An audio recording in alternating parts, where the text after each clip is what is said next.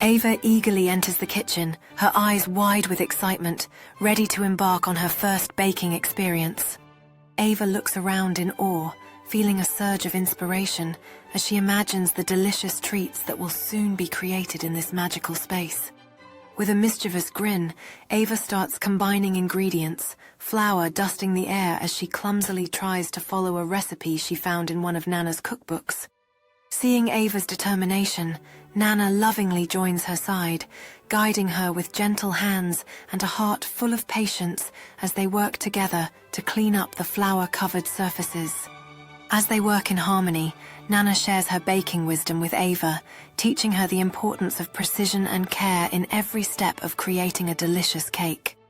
With newfound confidence and Nana's guidance, Ava carefully mixes the batter, her face lighting up with joy as she watches it come together into a smooth and velvety consistency.